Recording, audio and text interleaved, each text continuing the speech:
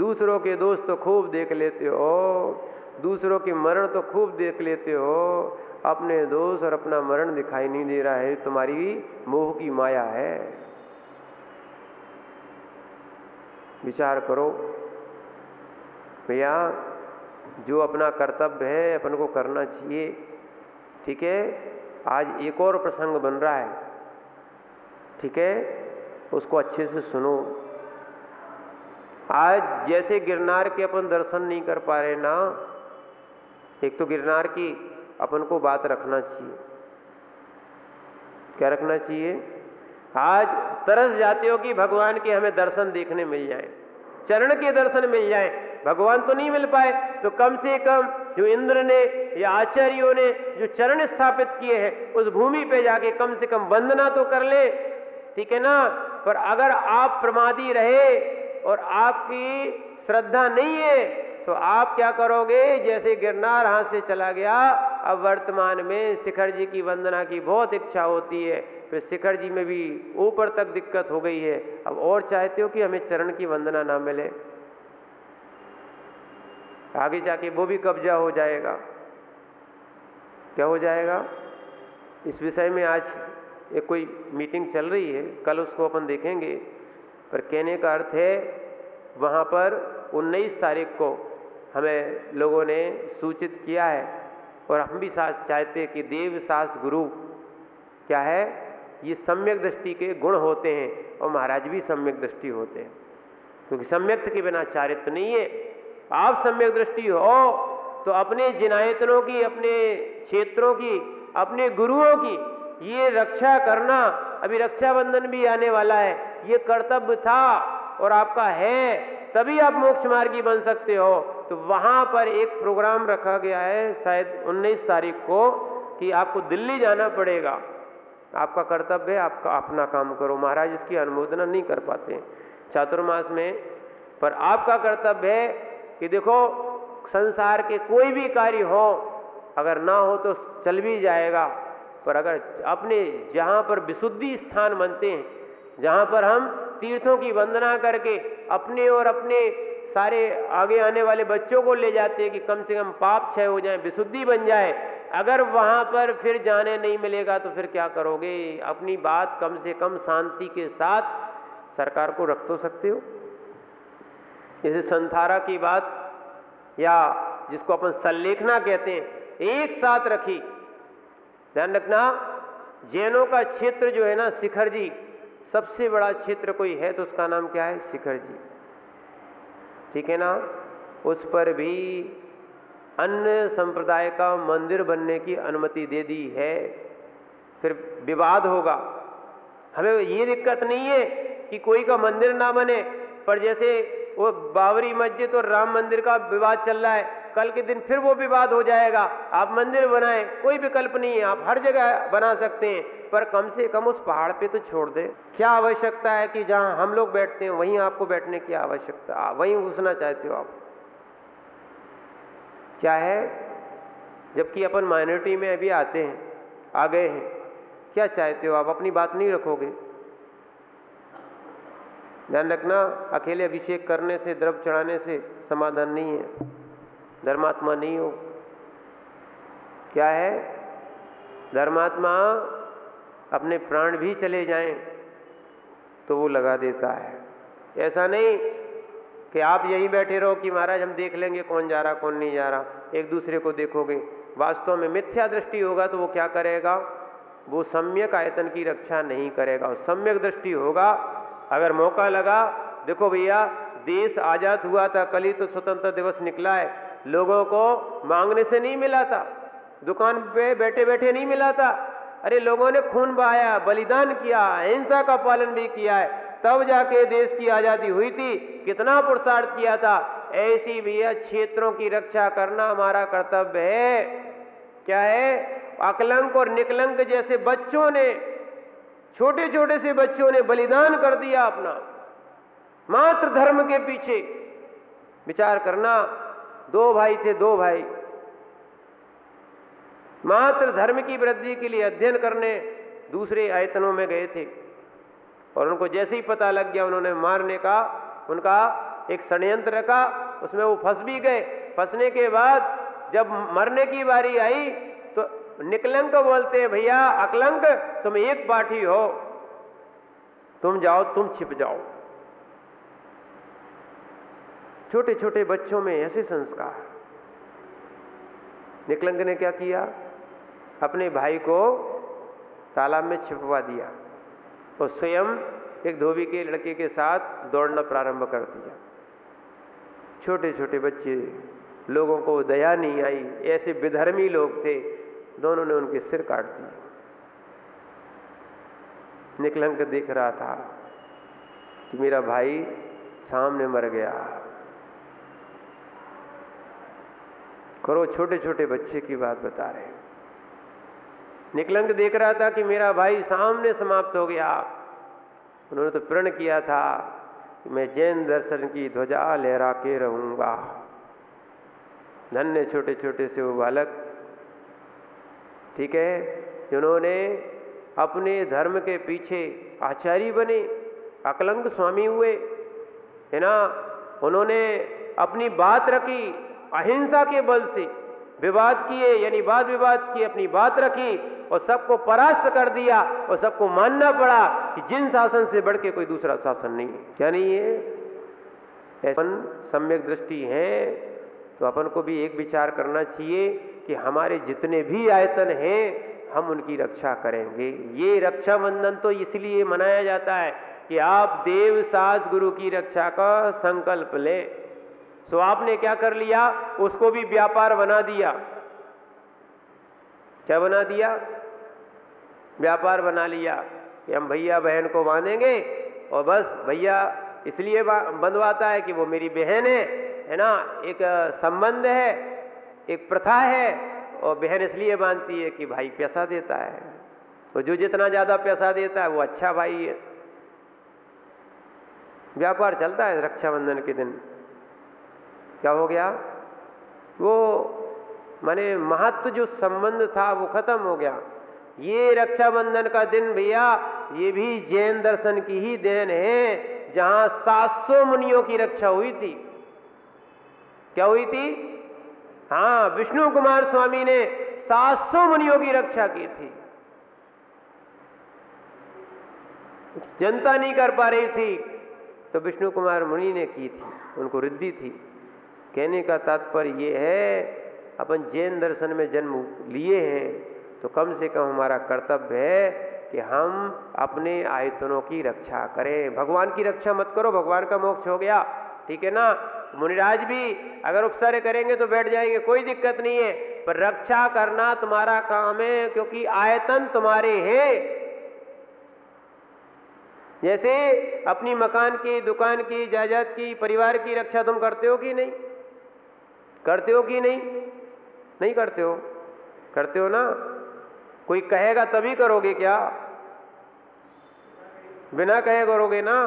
ऐसे ही ध्यान रखना, आपका कर्तव्य है कि अपने जिनायतनों की स्वयं को रक्षा करना चाहिए, ठीक है ना। भले एक दिन की अपन इतने, भगवान ने बहुत दिया है, तो इतना दिया है ना, जैनों को एक वरदान सा है, कोई भीख मांगता नहीं मिलता है। क्या है?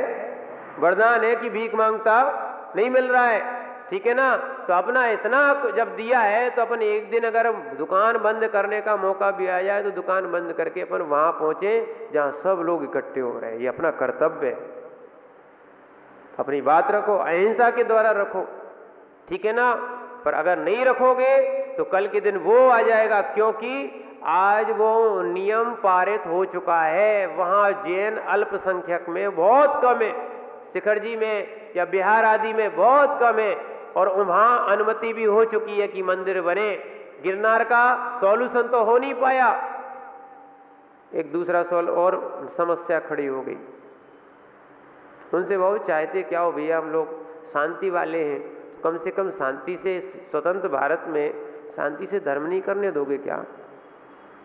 अपनी बात ऊपर तक पहुंचाओ। पूरे भारत के लोग एक जगह इकट्ठे हो रहे हैं, उसमें आगरा भी बिल्कुल पास में है। क्या है? दिल्ली के सबसे पास में मान के चलो। जब लोग तमिलनाडु और कर्नाटक और महाराष्ट्र और भी जगह से आ सकते हैं, इतनी दूर से आ सकते हैं, तो क्या आप लोग नहीं जा सकते हो? अपनी बात रखना, ध्यान रखना। अगर ये इसका कोई समाधान पहले निकलता है तो अच्छी बात, नहीं निकलता है तो आवश्यकता पड़ती है तो आप वहाँ पर जाएं। क्या है? और अपने जैनत्व को बचाने के लिए कि आपके आगे आने वाले बच्चे शिखर जी और गिरनार जी की वंदना कर सकें। क्या है? शिखर जी और गिरनार जी की वंदना कर सकें, धर्म लाभ ले सकें। अपने बच्चों सहित जाओ, चाहे लेडीज हो चाहे जेंट्स हो। और ध्यान रखना, अपने साथ अपना टिफिन ले जाना। कोई खिलाने की व्यवस्था करे या ना करे, अब अपने साथ में जैसे एक नाश्ता ले जाना कि वहां पे कोई खिलाए या ना खिलाए, इतना ले जाना कि तुम दूसरों को और खिला दो। ये धर्म दिखाओ, वात्सल्य दिखाओ। और शुद्ध ले जाना, अभक्ष नहीं ले जाना, नहीं तो ब्रेड और बिस्किट बांटो। क्या बोल रहे हैं आपसे? अगर मौका लगे तो ध्यान रखना, आगरा की समाज बहुत अच्छी है, ठीक है? अगर एक हो जाए और एकता के रूप में आ जाए, ये मात्र सीपी टोला की बात नहीं है, पूरे आगरा लेवल से सब लोग एक साथ जाएंगे। उनको भी सूचना पहुंच चुकी है। अब जो आज निर्णय होगा वो आज बताया जाएगा, और उसके बाद आप लोग भी तैयार रहो। अगर रात में बुलाया जाए तो रात में, और दिन में बुलाया जाए तो दिन में, क्योंकि ये हमारे सम्यक्त की, हमारे धर्म की रक्षा का सवाल है, ठीक है ना? अगर अपन ये धर्म की रक्षा नहीं कर पाए, वास्तव में आत्मधर्म की अपन को चिंता करना चाहिए। व्यवहार धर्म रहेंगे तो आत्मधर्म भी हो सकते हैं, और व्यवहार धर्म के तीर्थ स्थान नहीं रहेंगे फिर आत्मधर्म के स्थान नहीं मिलेंगे, ठीक है ना? इसलिए अपना कर्तव्य है कि इतनी मोह माया में न पड़े रहे कि हमें दिन रात पैसा ही पैसा दिखे। देखो, महावीर जयंती आती है या कोई भी पर्व के दिन आते हैं, निर्गंथ गुरु आते हैं, ऐसी मोह माया में मत पड़ो कि आपको मात्र धन दिखता है, बाकी अपन को देव सास गुरु नहीं दिखते। अगर पल्लों की, सागरों की आयु मिल गई, नरकों की, तो फिर क्या करो? क्या करोगे बताओ? करो विचार।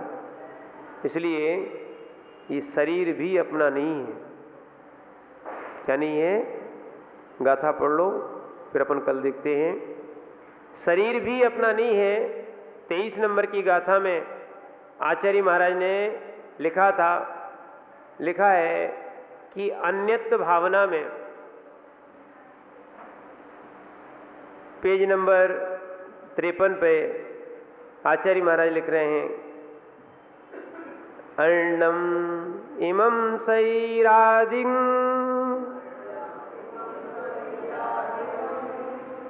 अर्णम इमं शरीरादिगं पिंजम होज्ये बाहिरं दव्वं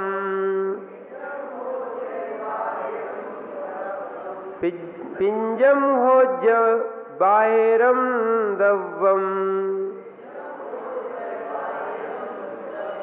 नाणं दंसनमादा प्राणं दंसनमादा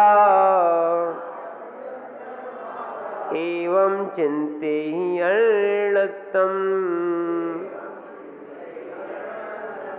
एवं चिंतेहि अर्णत्तम्।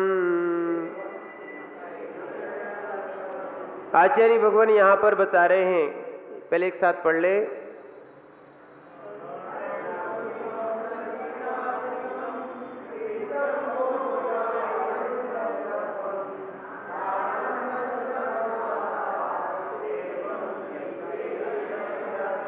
यहां पर एक और बात लिखी है मूलाचार में, बिल्कुल यही बात है।